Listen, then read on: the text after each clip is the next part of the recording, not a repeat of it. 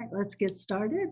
This is Bonnie McFarland. I'd like to welcome you to our February meeting. Most of our team is here today. Either you'll be hearing from them or they're here in the background working and collecting your questions.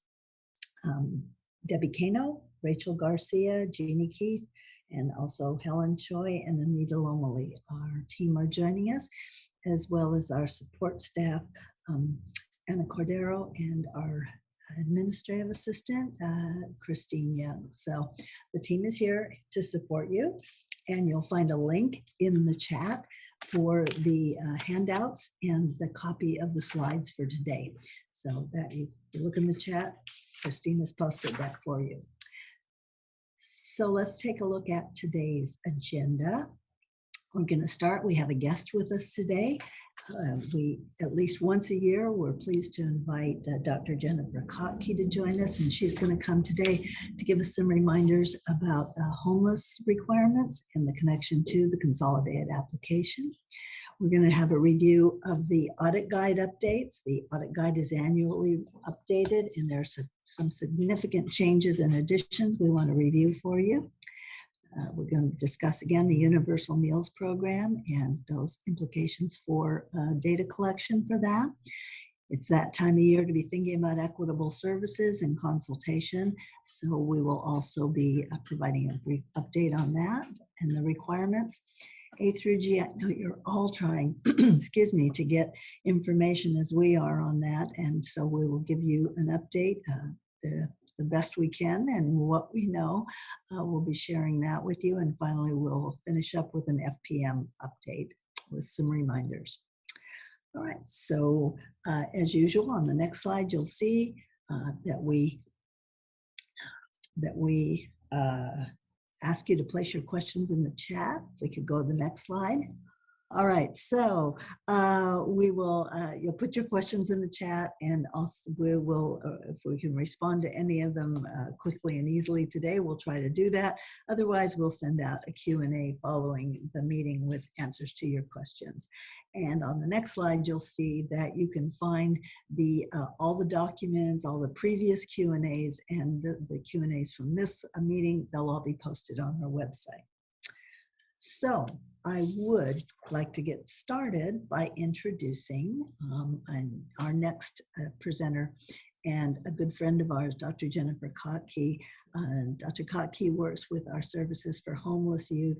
I love going by her office because it's full of all the things to support those children out there. So appreciate all the work she does. But in addition to that, she's a great colleague, because when we get questions about services for homeless youth, when we're in the office, you'll see me running down the hall to talk with Jennifer. So thank you so much for joining us today, Jennifer, and I'm going to turn it over to you.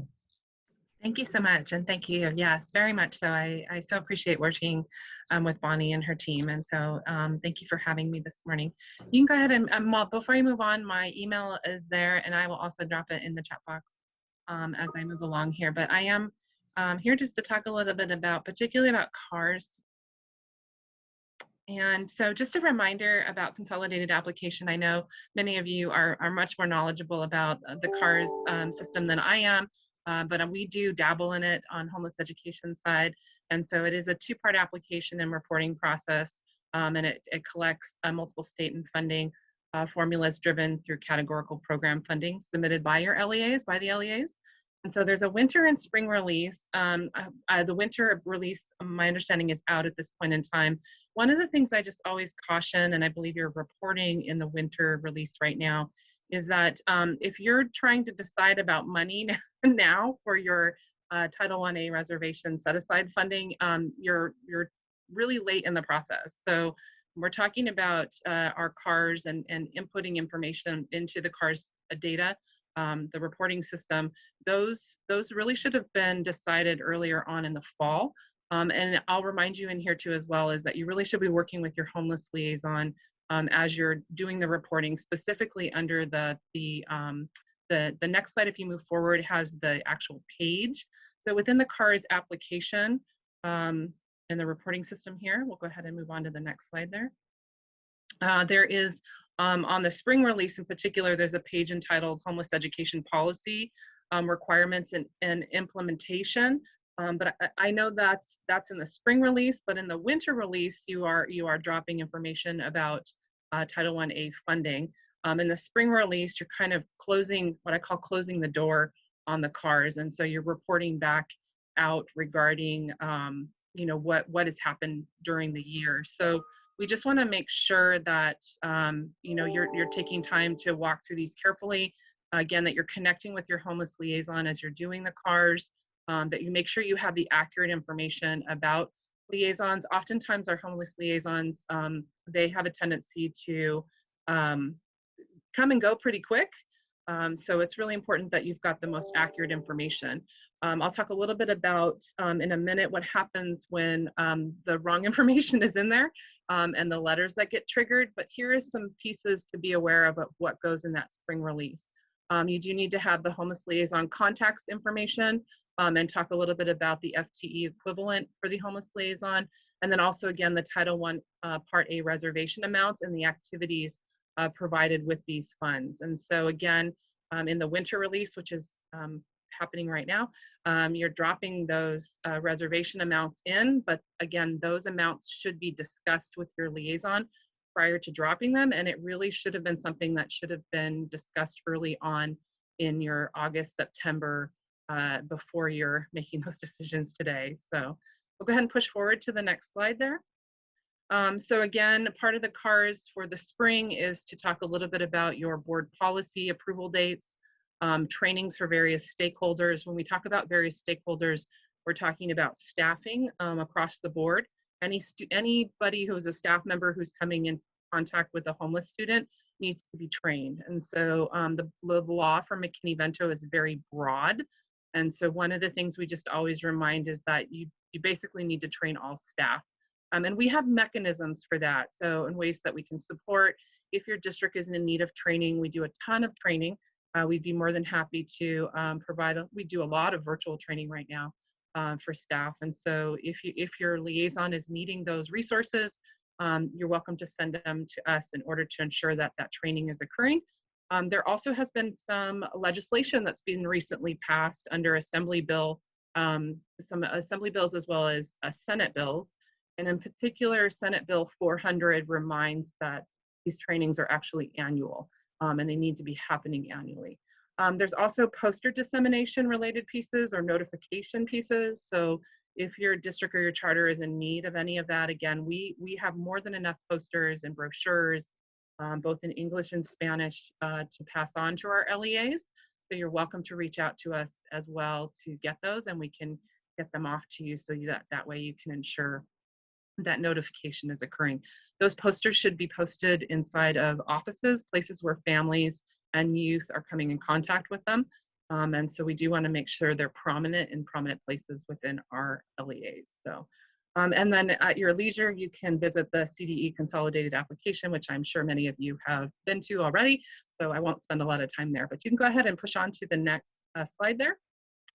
So one of the things that happens is that CDE receives the card data. So the California Department of Ed Homeless Education Program actually receives the card data that the LEAs submit, so both charters as well as districts. And they analyze the data. They look at the data, and then they start disseminating out what they call technical assistance center or technical assistance letters. And so if they are noting in the CARS system that there was board approval policies their dates are off, or they have not been approved in a long time, then the LEA may receive a technical assistance letter. Also, if the amount of Title I Part A reservation fund, as well as the reservation portion of it, as well as the expended portion of it, sometimes a technical assistance letters are issued out because either it was a very small amount, it wasn't enough. I have had several letters issued out from last year, because these always come a little late. These technical assistance letters always come after the fact, where a district or a charter had a number of homeless students, but only reserved $10 or less than $10. And so that can be very problematic, and it would trigger a technical assistance letter. So the other thing is the training of various stakeholders. If somebody on the is responding to the CARS reports, and I actually see this a lot, where somebody is, again, responding to the spring CARS report, and they're saying that stakeholders were not trained, and then a technical assistance letter is sent out to the LEA, and then I receive a phone call from the liaison basically saying, hey, I don't know about this, but we trained everybody. And so I said, well, the letter is basically going back to whoever's completing your CARS report. So we ask that you, again, work with your homeless liaison to respond to these, because sometimes my homeless liaisons are very sad. They contact me and they're very upset because they know they've done these things, but whoever's completing the CARS report doesn't make the connection with the liaison, so it doesn't accurately get reflected that they're doing a lot of really hard work. So I'll go ahead and push it forward to the next one here. So again, really taking some time to look at the CARS data, to evaluate the implementation of the homeless education program.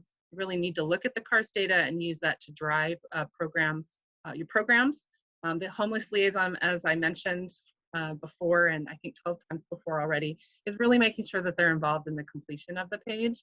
And the next couple slides are really just about various rhetorical questions to ask as you're working with CARS and LEAs and homeless students. So again, is the Title 1A Part A Reservation Fund for Homeless Education sufficient for meeting the needs of homeless students and youth within your LEA? And so is the LEA actually using the funds? Are they comparing their funds to academic outcomes? Are they determining their pupil amount of reservation funds to the number of homeless students enrolling by dividing the amount spent by the, oh, can you go back just really quick? There you go. By the amount spent by the number of homeless enrollments. So one of the things I have seen, again, is that homeless students oftentimes, and I worked in a district for many, many moons. And so one of the districts I was in, the amount set aside for students, we had 3,500 students who are identified as being McKinney-Vento, and the amount of money that we received on the Part A reservation basically equated to about $30 per student. So it might have looked like a healthy Part A reservation fund, but when it came down to actually supporting students, the money was very small. And so $30 doesn't get a lot for a student. And so really walking through the process of those allocations and how much each student would actually receive if you were sparsing it out per student.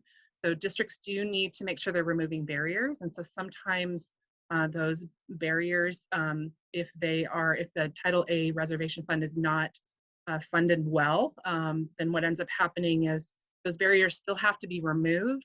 And so then districts or LEAs or charters are scrambling to find funding streams, remove barriers. So we want to avoid that. We want to make sure there's a healthy Title A, Part A, Title I reservation fund so that we can support this particular population. But again, working with your liaison, I met with my person doing Title I every year. I sat down with them in the fall. We talked through money.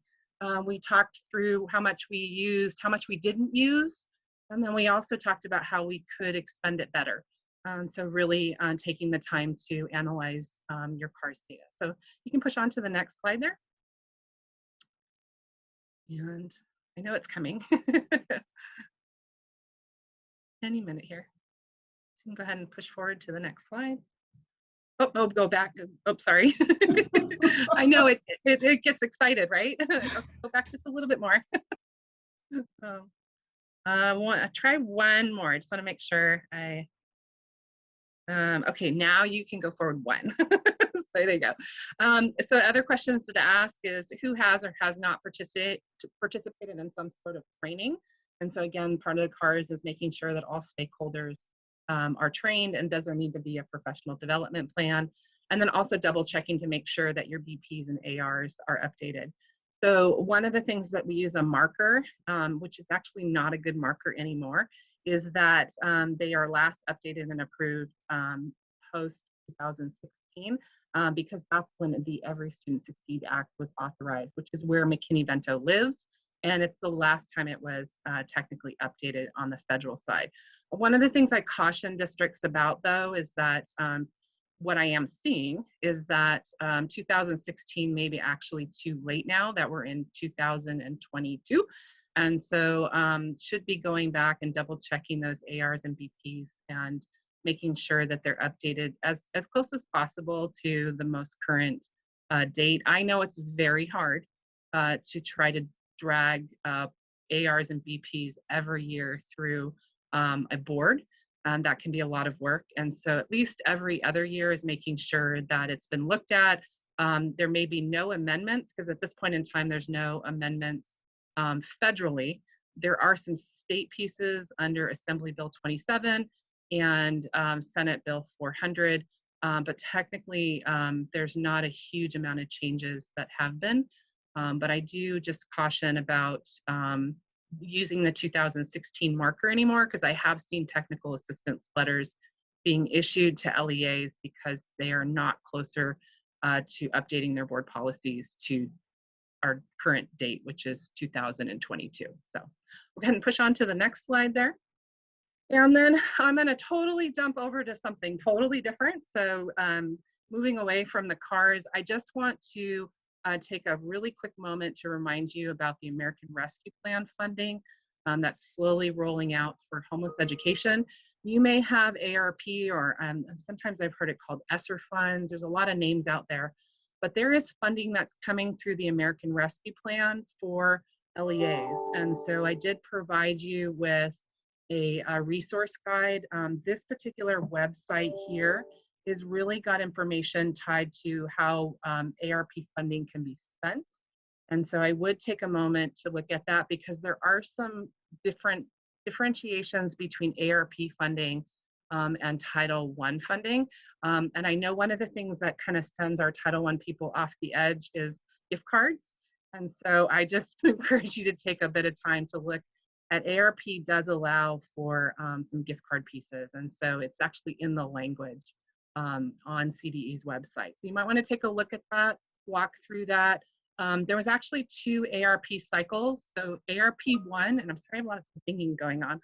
I apologize for that. So, but ARP 1 went out quite a while back. That funding has already been received by LEAs. And it was only specifically for those who had an EHCY grant. And there's only 15 of those in the LA County area. So the EHCY grant is the Education for Homeless Children and Youth grant. It's a competitive grant issued out by the California Department of Ed. Again, in LA County, we only have 15 of those. So they received the first load of money. The second load of money is ARP 2. Which actually went out to all LEAs. There was a formula that was used. And in order to receive that money, there was assurances that had to be signed by December 31st.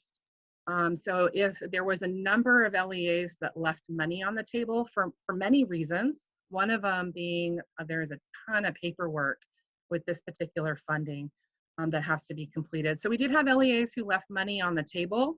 And so because they left money on the table, it had to be reallocated. And so right now we're waiting for CDE to actually issue out the final funding amounts. They have not come out yet. We're kind of waiting on bated breath for it to come out.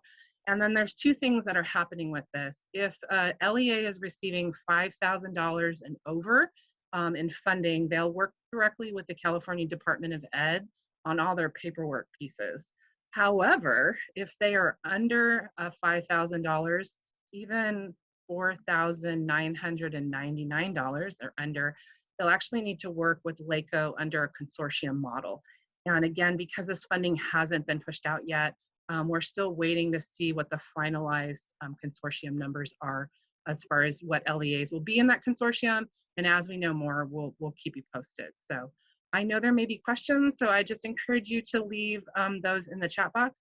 I'm going to hang out a little bit, and if you have anything you'd like to pose and reach out, I'd be more than happy. Again, my email's here. I'll drop it in the chat box.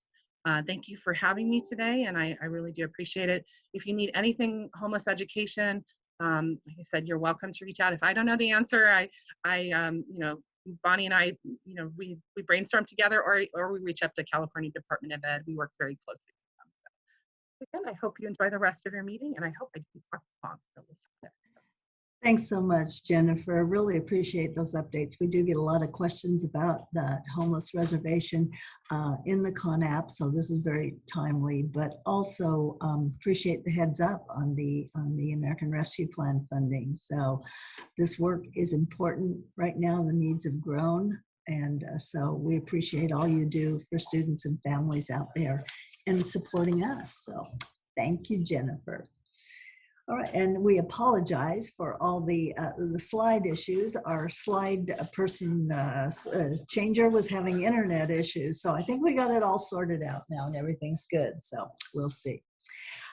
Moving on, we want to give you an update today on the supplement to the K-12 audit guide because it is due to be released on March 1st. So we want to briefly review some of the changes.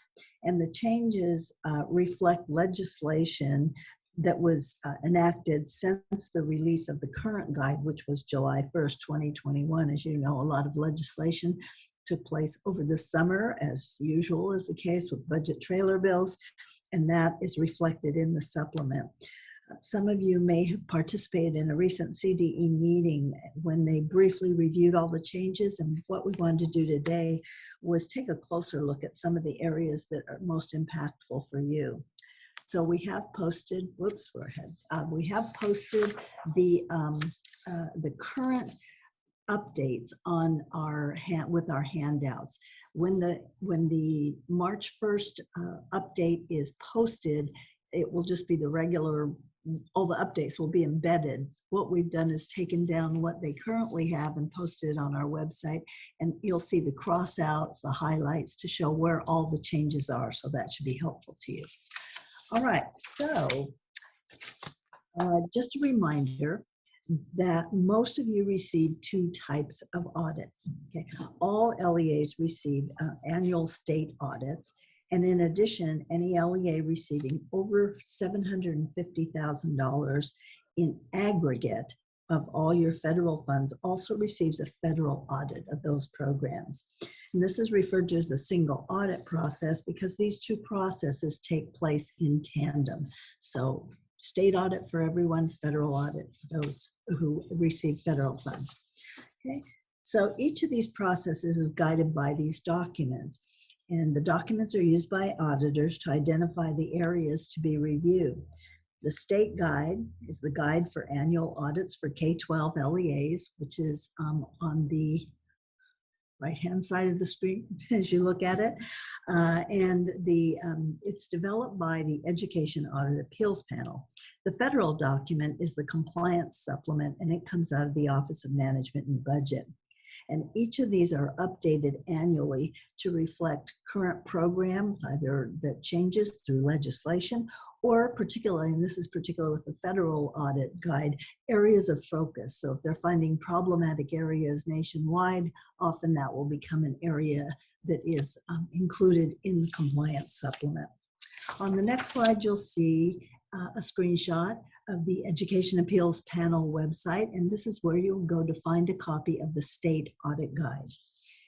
And the slide after that, the next one is a slide of the Office of Management and Budget website, and that's where you'll find the federal compliance supplement, as you can see listed on the OMB website. So this is where to locate the two.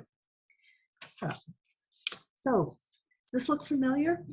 This is kind of what happens in a lot of program offices. When the auditor arrives, the assumption is that this isn't me, the audit's it's in the fiscal office. Go over there and talk to them. And audits generally do start in the fiscal office, but that's just the start of it. So let's see why you should care if you're a program person. Well, just because audits begin in the fiscal office, but many of the items that are reviewed have significant program components, and they require information or documentation that's in the domain of the program office. That's why sometimes you're just sitting at your desk doing your work and you get a call. The auditor needs to talk to you. And that's because there's some sort of program documentation that's needed. The audit guides are helpful to anyone working with federal or state programs, because they spell out exactly what the auditors are asking for. So sometimes you're wondering on a review, what are they going to ask? There should be no surprises because the audit guide tells you exactly what's required. And audits are scary because they can result in a significant payback of funds. In fact, when you read some of them, it'll specifically say at the end, if there's a finding, the auditor must identify the funds to be repaid. So it pays to be prepared. Let's take a look at an example. This is from the audit guide, the current audit guide. Section X is where you'll find the requirements for LCAP and LCFF. It's identified by A through Z are the sections. As you can see here, it gives direction to the auditors exactly what they're supposed to do and lets you know what to expect. So it says that first of all, the auditor will select a sample of actions from the LCAP that include expenditures. So they can select any action out of your LCAP that has expenditures associated with it. And then they will check to see which of those are in the annual update table with actual expenditures. And next, they're going to look to see if those expenditures were used as they were described in the action. So were the funds used the way you described them in your LCAP? So that's exactly what to expect from an audit for this particular item. So that's why it's helpful to take a look at the guide and before the auditor comes so you know what they're going to ask.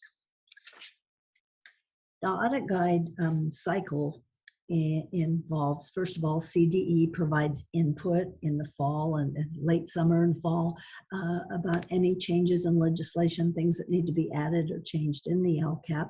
Then the state controller submits changes for the coming year. And this all goes to the Education Audit Appeals Panel. And then they release a supplement for the current year's guide. Then a new guide is adopted in July, by July 1st. Keep in mind that the audit is a review of the prior year's program because they wait till the books are closed and the program has been implemented for that year so they can then audit it. All right, next slide is just a kind of a picture here of the current guide and the table of contents, and it points out just some of the areas that might fall into your scope of work that are included. Things like the SARC, the Comprehensive School Safety Plan, your ACES programs. They review how you can the unduplicated count formula and review that for accuracy. And then there are issues related to the LCAP. So these are just a few things that are likely in your work. Right. So the supplement to the annual update is adopted by March 1st, and it's noticed as an emergency regulation since it addresses the current year's program. You're going to notice that some of the changes for this year are only for 1 year because they address executive orders or otherwise waived requirements that are only temporary. So some of these are one-time changes just for affecting this year because of the circumstances related to school closures. Right, so this is a list of the changes and the additions. So you see two sections here. There are amendments to current year programs, and then there are additional areas that weren't previously included because they reflect new programs, such as the Educator Effectiveness and the ELO grants. Those were new programs this year. So this is a list of areas impacted by changes for this year's supplement. And the next slide, we'll start looking at some of those key changes. We just want to zone in on a couple that might be important for you. So the first amendment, this is a change, and this is a temporary change. And it is based on an executive order. And there was an executive order impacting teacher certification and misassignments during a temporary period of time. So the change reflects the ability on a limited basis to maintain teachers who don't have valid certification. But the important thing to be aware of here from the district's perspective is the requirement to have a signed document indicating that this employee is required to maintain in-person instruction caused by Omicron. Okay, so that increase, that surge from Omicron, and you can see it's a limited time, only January through March of this year. But if you had those employees, that documentation will be reviewed. And that was the only change in that section. So now we'll move on to another section where you'll see there are more changes. And that won't come as a surprise to most of you because you've been part of implementing those, and that's with independent study. You're going to find independent study in two places. There are two types of independent study. The first is your regular independent study, and then there's the course-based. So we'll take a look at the independent study to the regular independent study program. And the D at the top, you'll know, whoops, there it is. You'll see a D by back up, whoops, back up. No, back up. There we go. All right, the D at the top, you'll see that it indicates where it is in the table of contents. That's all those are. So if you work with the programs, you'll want to review the changes because the first one has to do with the ratio calculation. So there's a change in how you are calculating your student-teacher ratio for independent study. So that's one of the changes, and you can look in the guide for more information there. It also includes numerous changes in board policies that reflect a level of detail that wasn't previously there, such as the time allowed between assignment and completion of the work. So how much time is allowed for that? What's the level of progress expected? And also include our details about the number of missed assignments before an evaluation is made about returning the student to the regular classroom. And there's a note that these records need to be maintained for 3 years. So all of those are changes related to policies. And policies are also going to be reviewed to address issues related to educational progress and expectations, and ensuring that contents align to the same grade level standards as it would be in in-person instruction. So a lot of changes to your policies there. Also, tiered re-engagement procedures are included and need to be reviewed. Right? On the next slide are a few other changes to the independent study program. You find specific requirements here by grade level for synchronous and live interaction, as well as plans for return to in-person instruction and documentation of written agreements. So if this is in your realm of work, you'll want to look at those changes and make sure you have documentation for all of that in preparation for your audits.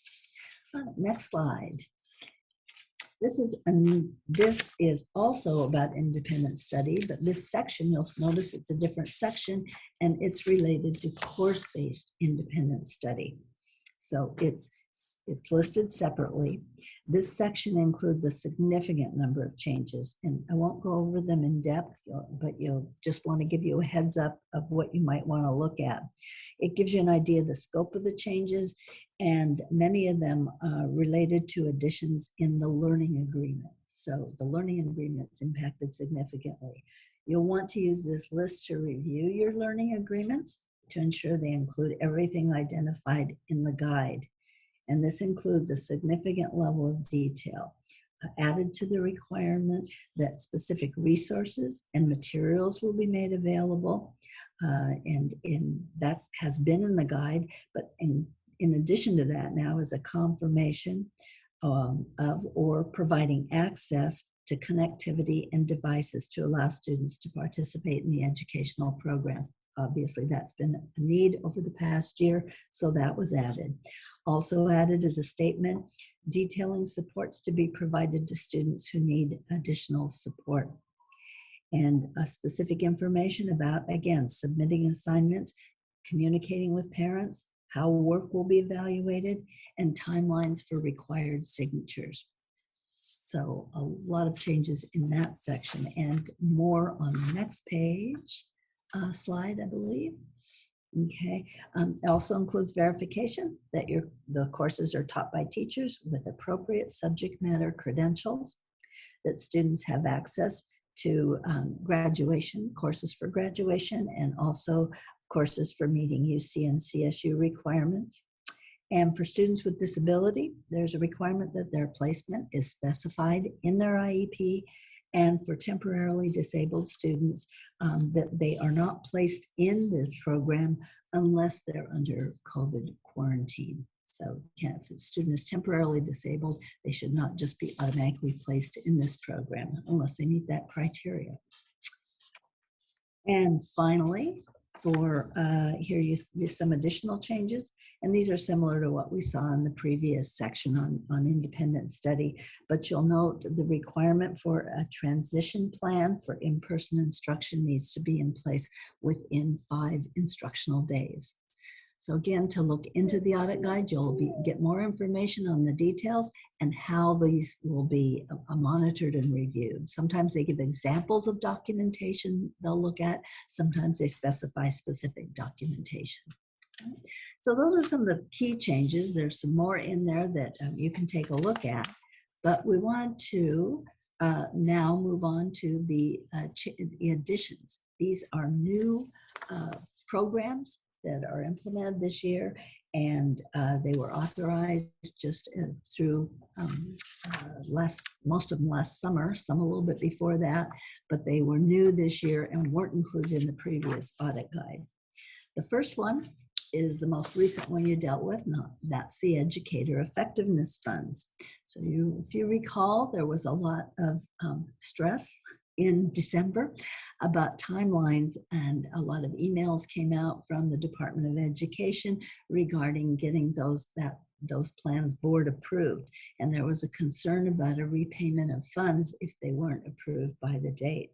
Well, you're going to see, you're going to see, let me see, where is it? The concern, yeah. You're going to see here that the guide only addresses whether the plan was adopted, including all the required steps.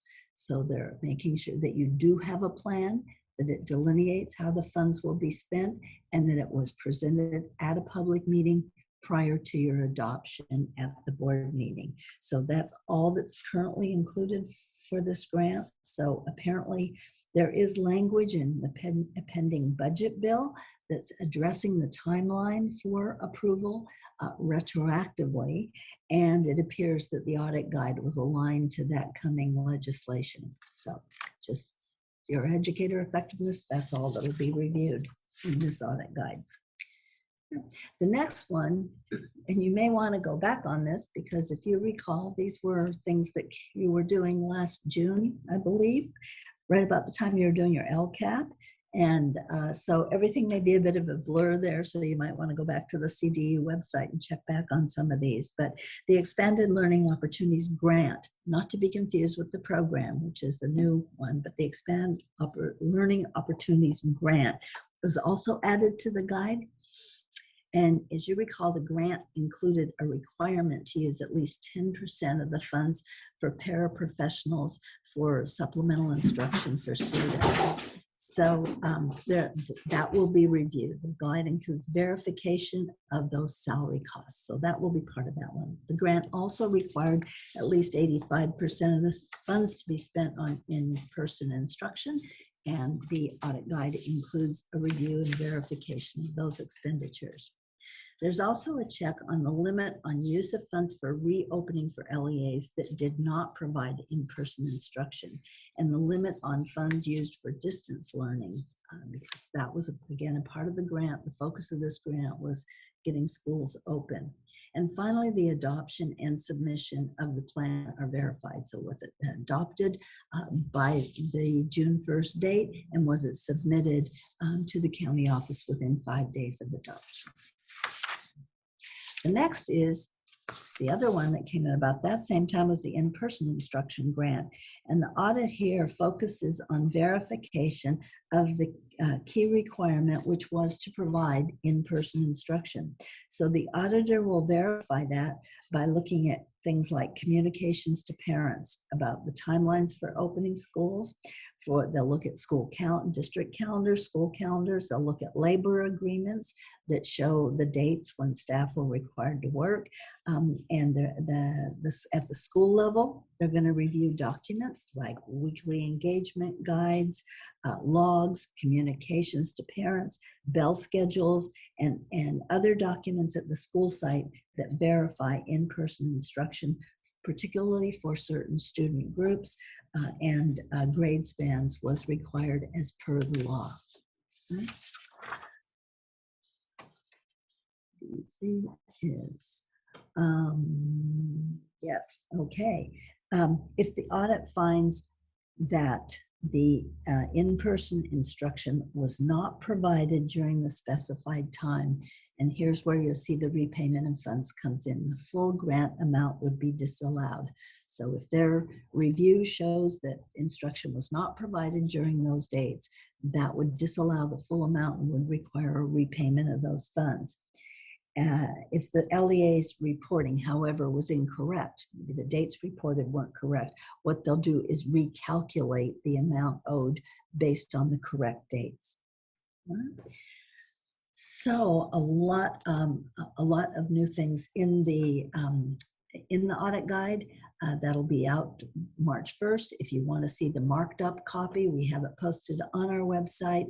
Those areas that you're responsible for, you'll want to go in and take a closer look so you can get an idea of what the audit will be, and make sure that you have documentation available and that you can relax when you get that call, the auditor is here. So now I'm going to turn over to Jeannie Keith, and she's going to talk to you about the universal meals. Thank you. That was very comprehensive. And now we're going to shift gears and talk about universal meals. So if you go to the next slide, please. Today's presentation will provide an overview of the California Universal Meals Program. Beginning in school year 22-23, Ed Code requires public schools, county offices, and charter schools serving students TK through 12 to provide 2 meals free of charge, breakfast and lunch, during each school day to students requesting a meal, regardless of their free or reduced price meal eligibility. And the CDE will reimburse LEAs for all non-reimbursed expenses accrued in providing federally reimbursable meals to students, as long as the LEA participates in the federal school breakfast and the national school lunch programs and serves U.S. Department of Agriculture reimbursable meals. And one way to understand the requirements for the Universal Meals Program is to think about the 3 main pillars that get to universal feeding in California. And we'll talk about these each today. The first pillar is an update on the state meal mandate. The second pillar is a requirement for high-need school sites to participate in a federal universal feeding provision. And the third addresses the supplemental state meal reimbursement that will provide funding to support the additional costs associated with universal meals. So if you go to the next slide, please. Thank you.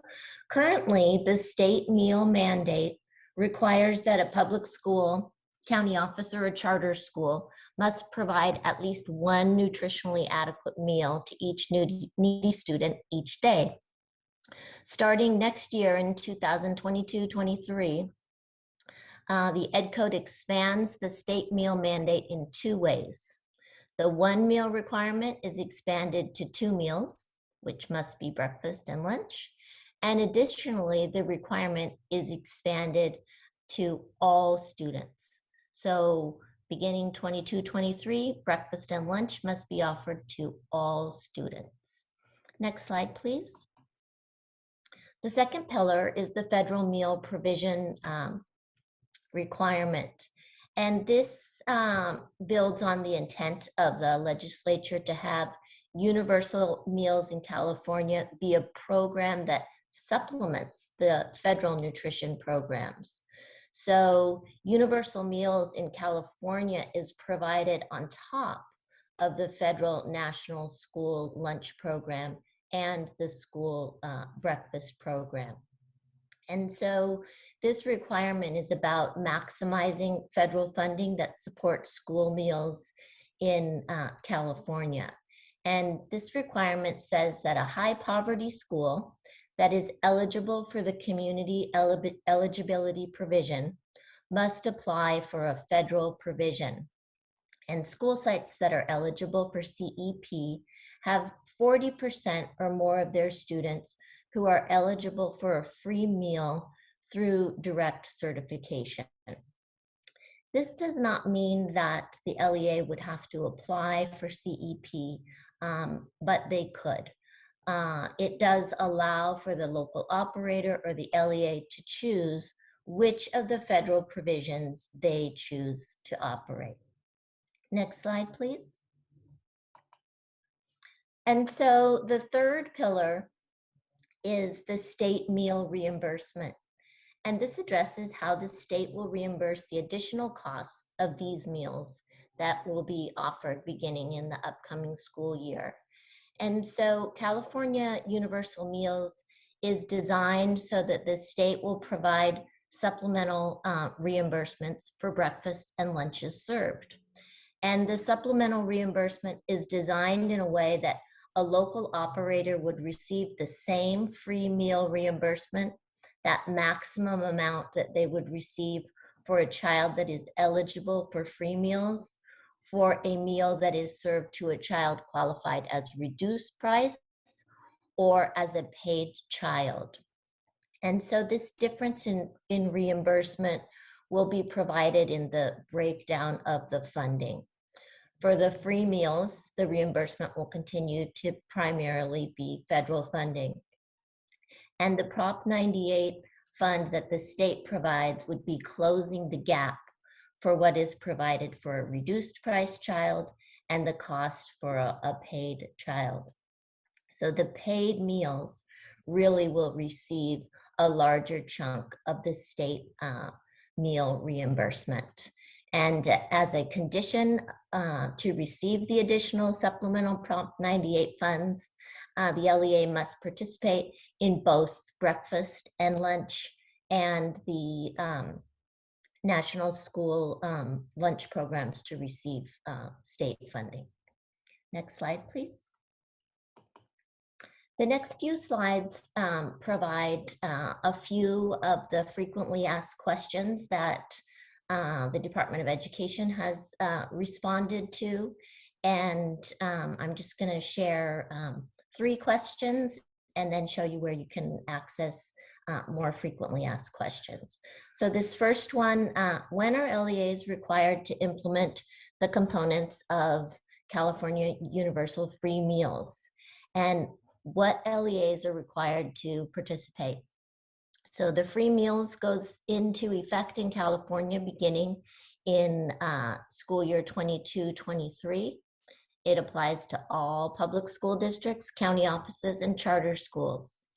The CDE did share that there is a carve out, and this is for charter schools that are defined as non-classroom based.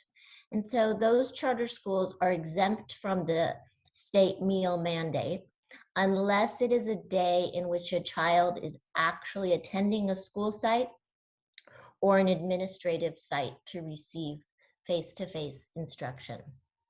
Next slide, please. This question asks, does the new state meal mandate apply when students are not on campus?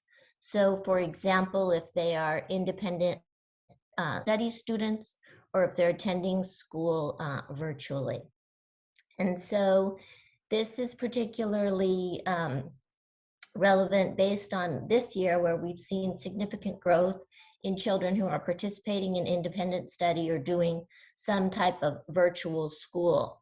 So the question is addressing if these programs in 22-23 will need to offer breakfast and lunch. And so while the answer is no, because the state meal mandate only applies when students are physically on campus, there's also a carve out for the non-classroom based charters or independent study students who are primarily working from home.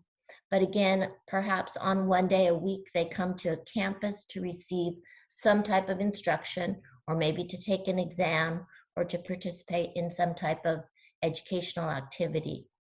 So on that day that the child is on campus, a meal must be made available.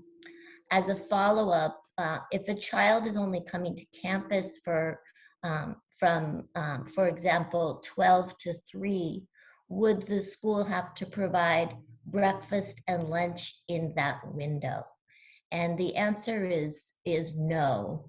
And if there is breakfast available that day, even if it's available in the morning, and a lunch available that day, then the school is meeting the requirement of having a meal available for that kid. Next slide, please. All right, this last question that I'm going to share is, do schools need to collect free and reduced price meal applications if all children are receiving free meals? While the answer is yes, there are some exceptions, such as for schools participating in CEP. For a school site that is a standard counting and claiming site, then the collection of a meal application will still be required. On the next slide, there are links for some additional information. You can find the link for frequently asked questions beyond those that I included. And also there's a email address where questions can be sent to CDE about the program, and the responses will continue to be posted on the website. And the Nutrition Services Division is continuing to seek questions from LEAs as they are using those questions to inform the formal guidance that they'll be issuing this spring. And also there is a link for information and resources, as well as 2 program contacts, one at the CDE, as well as our LACO Nutrition and Wellness coordinators, email and phone number. And Miriam Shag has been with us on multiple meetings, and she's our go-to person for information about universal meals. And with that, I'm going to turn it over to Rachel, who's going to address equitable services next. Thank you, Jeannie. Good morning, everyone. So in this next section, we just have a brief overview on equitable services and the consultation process with private schools. We're also offering an equitable services workshop on March 16th, where we will be going more in depth on the equitable services requirements. And we'll be sending out a flyer with registration information for that workshop soon. So ESEA requires that access to equitable services be offered to eligible private school students, teachers, their families, and other educational personnel. However, participation by private schools is not required. Services provided must be allowable and comparable to those services provided to public school students and teachers participating in the program. So the services can be different from those services provided to public school participants, as services are based on the needs of private school students and teachers. And services provided must also be evaluated for effectiveness. And finally, it's important to note that funds may not be provided directly to a private school. Next slide, please. Equitable services requirements apply to Title I, Parts A and C, Title II, Part A, Title III, Part A, Title IV, Part A and B, and also Project Serve. And although it's not listed on the slide, equitable services provisions also applied to the first round of ESSER and GEAR funds provided through the CARES Act. Only private schools that are nonprofit and have submitted an affidavit to the CDE may participate in equitable services. And there are two ways to access the list of eligible private schools. The first link on the slide will take you to the CDE website where you can access a list of all private schools with an affidavit on file. And the second link is a searchable database that allows a search by district for the private schools within district boundaries.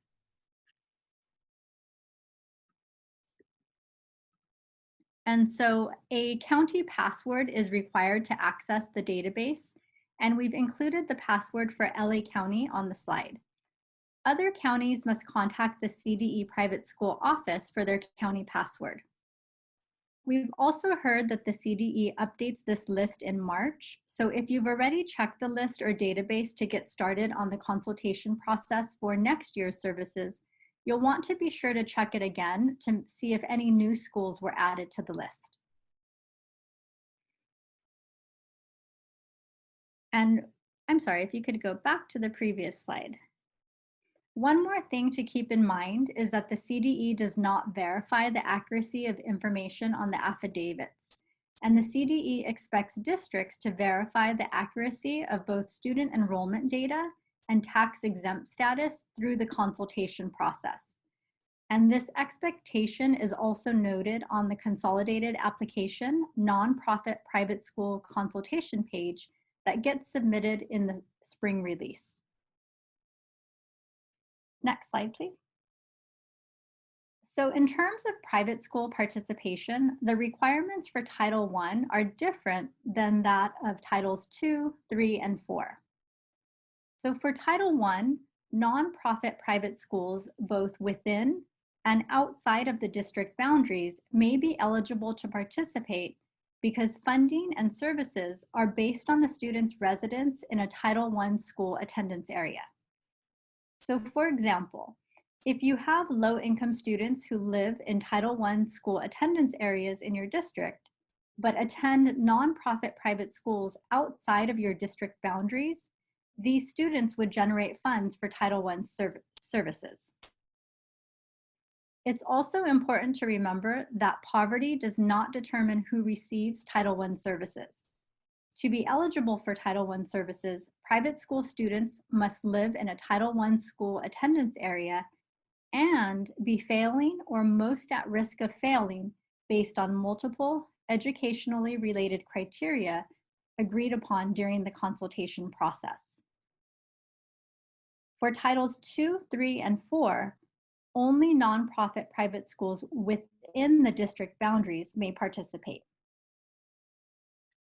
Next slide, please. Consultation with nonprofit private schools is the responsibility of the district.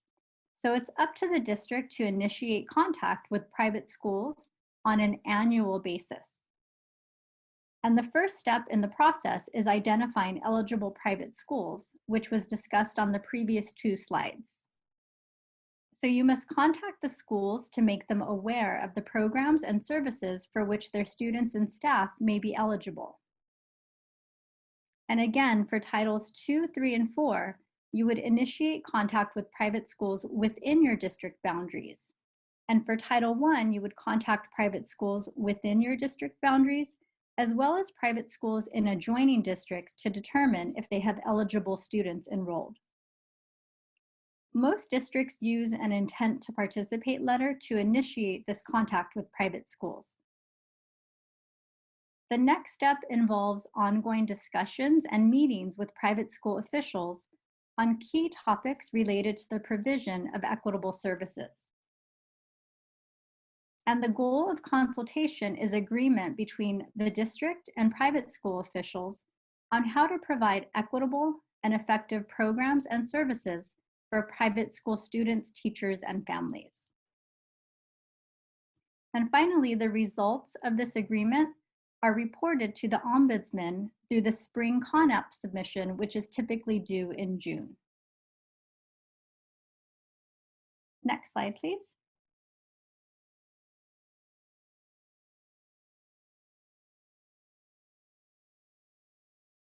Next slide, please.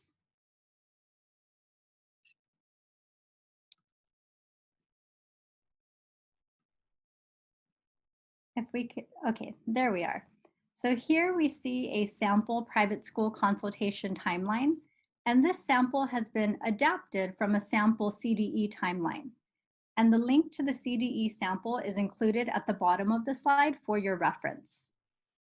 If you take a look at February, you'll see that it is suggested that districts begin evaluating the current programs and services being provided to private school participants, but also begin the consultation process for next year's services. So you'll notice that certain times during the year, districts are consulting with private school officials on both the current year programs and services, as well as the next year's programs and services. Next slide, please. In order to ensure that consultation with private schools officials is timely and meaningful, it must begin early enough to prepare for the next school year.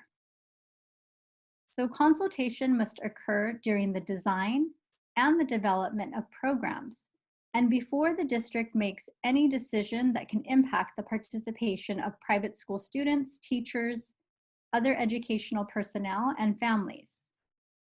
And it must also be ongoing throughout the year in order to ensure effective implementation as well as the evaluation of services. There are also specific topics that must be addressed during the consultation process. And some of these required topics are included on the slide, such as how the needs of private school students and teachers will be identified, what services will be offered, and also how the services will be assessed.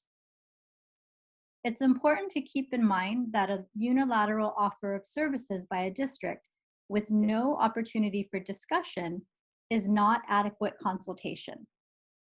Effective consultation provides an opportunity for all parties to express their views and to have those views considered. Next slide. So districts must maintain documentation that verifies that it has met the requirement for timely and meaningful consultation and has provided equitable services.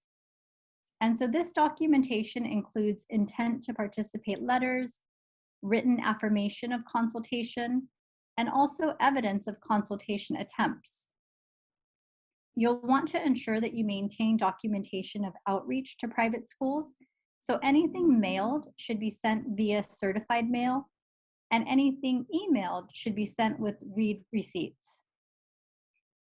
Other documentation that must be maintained includes meeting agendas and minutes, any data collected to assess or evaluate services, service agreements or contracts with third-party providers, any monitoring and assessment tools, also an inventory of any materials, property, or equipment purchased, and also the identification criteria for student eligibility for Title I services. And finally, if the district disagrees with the private school officials on any topic discussed during consultation, the district is required to provide in writing to the private school officials the reason why the district disagrees. So you'll want to be sure to maintain any written explanations of disagreement. Next slide. So here we see a screenshot of the CDE's intent to participate letter. And so as mentioned before, most districts use some sort of intent to participate form to make the initial contact with private schools. So the consultation process is initiated annually when the district reaches out to private schools to explain the intent and purposes of the applicable federal programs that their students and staff may be eligible to participate. So it's important to obtain a copy of the intent to participate form from each private school, whether or not they intend to participate in equitable services. And it's also important to include a deadline by which they need to respond. You would then begin the consultation process with private schools that have indicated their intent to participate. And we've also included the link on the slide to access this sample CDE sample intent to participate form. Next slide. So here we see a screenshot of the CDE's written affirmation of consultation form and also the link to access it on the CDE website. Districts are required to maintain in its records a written affirmation signed by each nonprofit private school to document that timely and meaningful consultation has occurred. Private school officials must also have the option to indicate their belief that timely and meaningful consultation has not occurred, or that the program design for private school participants is not equitable. So this option needs to be included on the written affirmation. And this information is reported to the CDE through the nonprofit private school consultation page with the spring CONAP submission in June. Next slide, please. So here's a screenshot of the nonprofit private school consultation page from last spring's CONAP. You can see that LEAs were asked to indicate for each nonprofit private school if consultation occurred, if consultation agreement was met, if there was a signed written affirmation on file, and also provide a consultation code indicating the private school's belief that timely and meaningful consultation has or has not occurred, or if the program design is not equitable. So keep in mind, as you're beginning the consultation process with private schools for programs and services for next school year, you'll be reporting this information to the CDE with this spring's CONAP submission. An important reminder regarding equitable services is that funds must be obligated in the fiscal year that funds are received, so that eligible private school students, teachers, other educational personnel, and families receive the services that they are entitled to in a timely manner.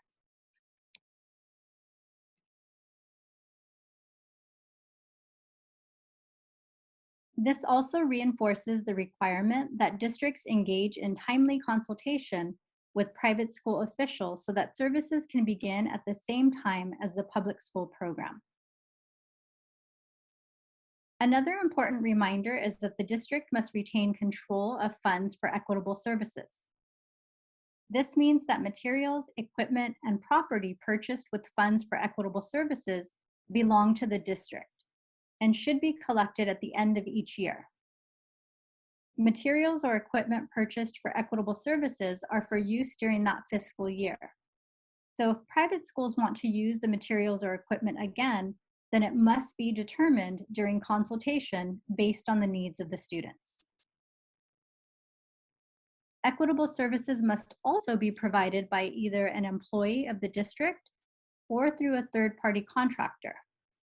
And the employment or contract must be under the control and supervision of the district. Next slide, please. So here we've provided the links to several resources on equitable services. The CDE Equitable Services Ombudsman webpage has quite a few resources, including frequently asked questions, links to the equitable services web pages for Title I, Title II, and Title III, and the method for calculating the equitable services proportional share for each of the applicable programs. We've also included the links to the equitable services FAQs for Title I, II, and III, as well as the link to the updated Title I Equitable Services non-regulatory guidance from the U.S. Department of Ed. And that concludes my section, so I will now turn it over to Debbie for an A to G update. Rachel, just before you go, just a couple things, because I know people are working right now on their CONAP, and some questions, things that you mentioned related to that. We did get a question previously about what you mentioned about the numbers not being verified by CDE, the enrollment numbers. And we got a question on that because we had an LEA that told us that you can't change those numbers in the Con App, and that would affect Title 2 and 4. So we contacted CDE, and the guidance they gave us was that's correct. You cannot change the numbers, the enrollment numbers.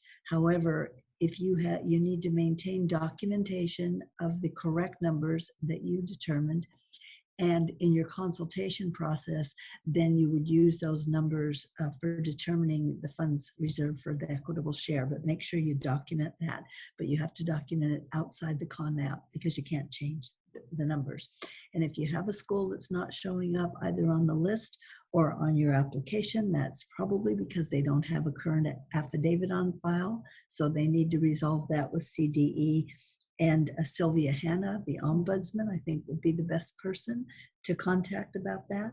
And I know we did have, I saw a question about charter schools, and just no, charter schools, it doesn't apply because charter schools don't have district boundaries and the requirements are based on district boundaries. Anything to add or correct to what I said, Rachel?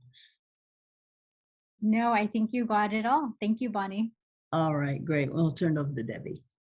Okay, thanks, Bonnie. Thanks, Rachel. Good morning, everyone. So we have some A to G information, as much as we can provide to you. I know that this might be frustrating. We feel your pain. So let's go next slide.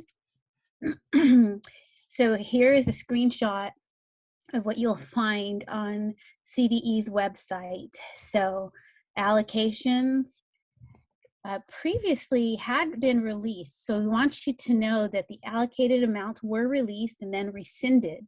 And so we continue to await the re-release. So the information, if you received that or were able to pull that down, the amounts that were published were rescinded, so they are incorrect. And so we want to make sure that we communicate that to everyone, that that information is incorrect and the current information is not available. And so as soon as that comes out, we will let you know.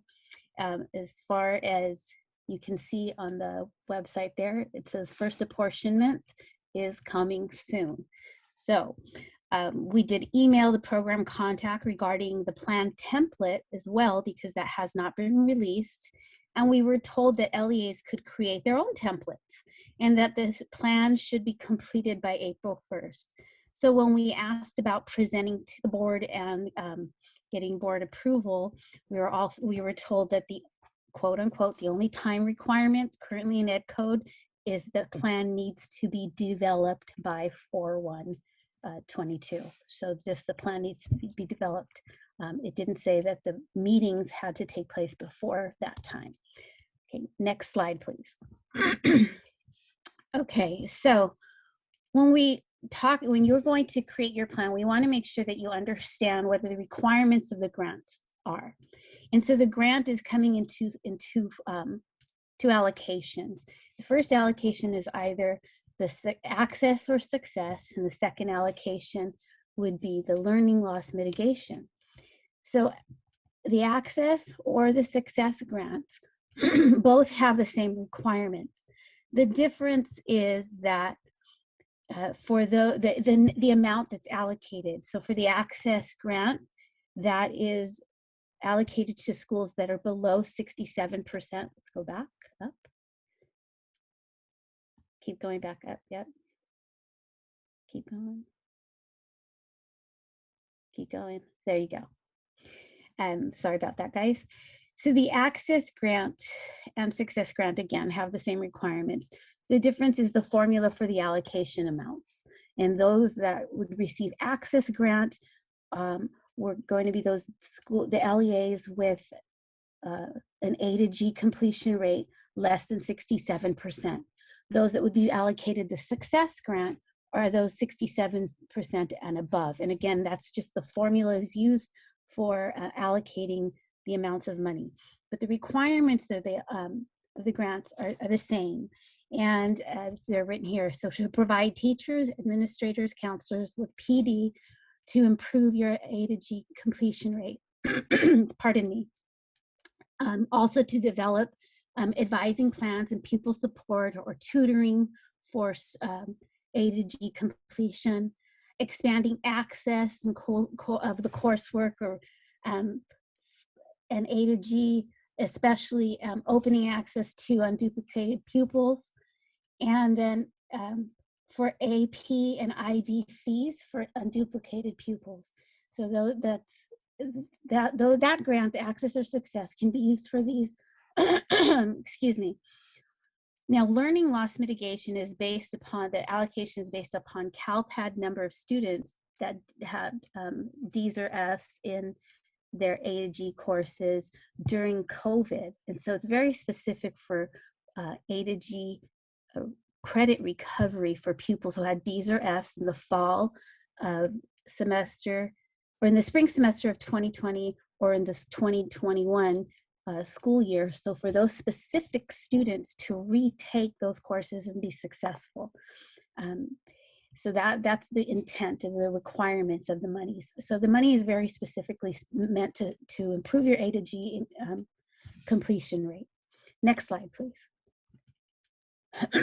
Excuse me. So the requirement of the plan itself, the written plan that you are supposed to create. So we pulled this out of the law and tried to simplify it for you to make sure it was comprehensible.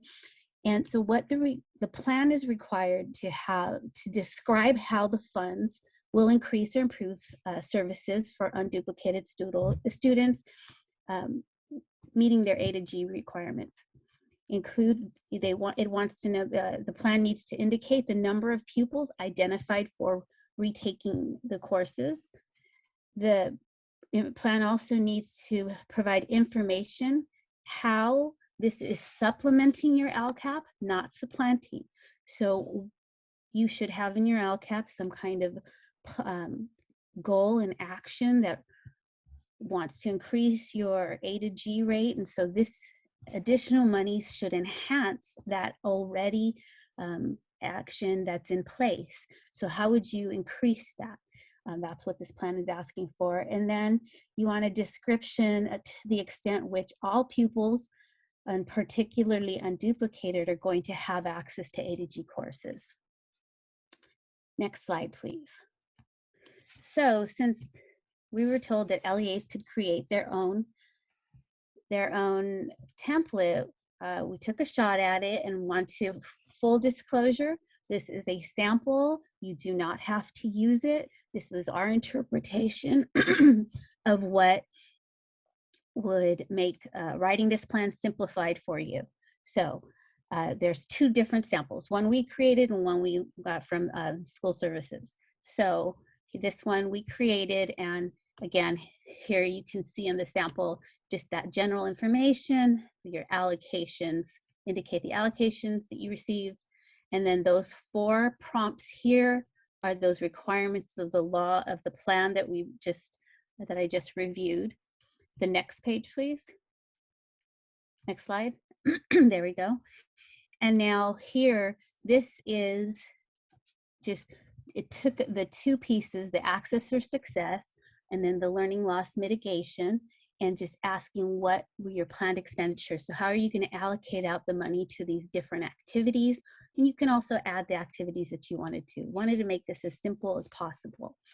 Okay, so that's one sample, 2-pager. Next slide. There we go. You beat me. Okay, so this is a different slide or a different sample template that does ask basically the same things, the requirements of the plan, and down below says the planned expenditures. The only thing here that I want to say is that it doesn't separate the access and success from the learning loss mitigation. And so if you're going to use this plan, be cognizant of that. It doesn't have that, and you want to make sure that you're going to distinguish those 2 funding allocations, because they do come separately and they have different requirements. And so you want to make sure that you are not putting all of it into one place when you need to use them separately. Okay, I mean, they can work together, but you still are accountable for using them as they were intended.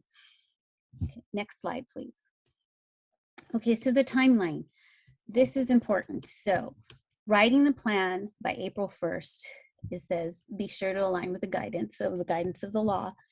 The next, the presentation to, we didn't change that approval. So present to the board for the public, for public input. That has to happen at a board meeting. And then at a subsequent meeting, it's not board approval, it's board adoption. So we will correct that, my apologies. So board adoption in a subsequent meeting. Now, so this was where we were seeking clarification, and we continue to seek clarification and guidance, whether this needs to happen before April 1st or not. And what we were told was just that the plan needed to be developed by then. So I would say if you cannot get it done by then, you need to have it done very soon thereafter. And then the other requirement, the other timelines, these are down, years down, but I'm including them just so that you're aware, because they are included in the law, that December 31st, by December 31st, 23, we will be asking for a report on how we are measuring the impact of the funds, and how those measurements are, the outcomes and the measurements that are being used. So that will be in December of 23. And then after the end of the grant, a final report on the outcomes of the impact of the funds on the A to G completion rate. So that's what the timeline looks like. The most pressing, of course, is getting that plan completed by April 1st. Okay.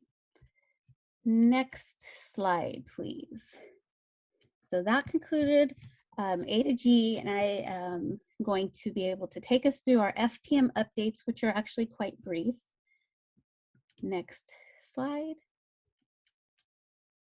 Okay, so for the 21-22 school year, which is where we are right now, on February 10th, 2022, the CDE, Director of Education of Data Management and Division, informed all the LEAs who are having on-site FPM reviews for March through June 22 that the CDE will conduct these remaining FPM reviews remotely using the telemonitoring review format.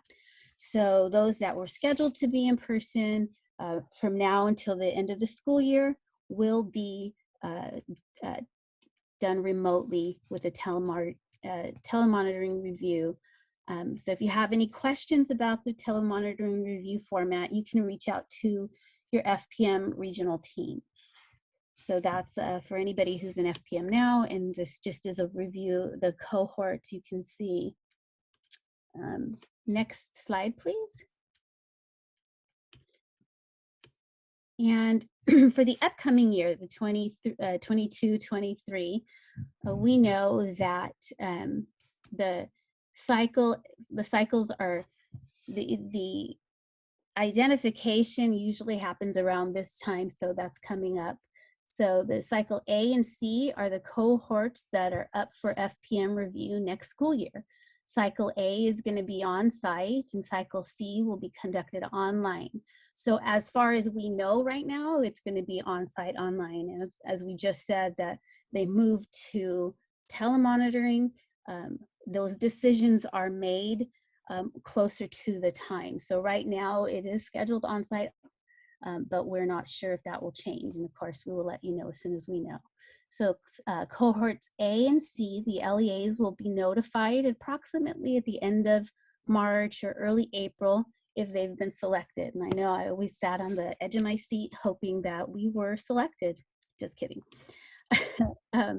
The schedule of the FPM review is generally released about 45 days after the selections of the LEAs. So once the LEAs have been identified, about a month and a half later, the schedule of actually when you will have your review throughout that school year is released. For the 22-23 FPM program instruments, the updated program instruments are on schedule to be released sometime June 2022, but most instruments are not going to undergo many changes.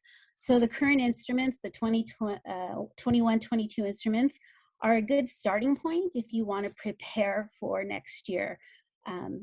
So before those are released, there aren't going to be a whole lot of changes. So these are a good reference point for you to start from. And then the FPM training for the 22-23 school year is CDE's current plan is to provide a virtual training in early August 22. So that the specific date and all that will be released later, and we'll let you know when that is.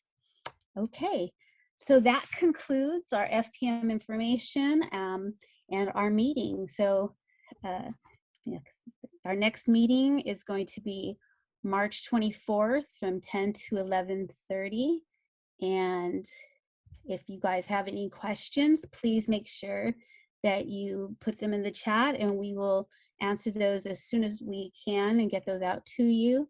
And of course, our contact information is here, and please know that we work really hard to get back to you with most comprehensive and correct information that we can. And that's it. Anything else, ladies? I think that we're good. Thank you all for being here. We appreciate your time. We know how busy you are.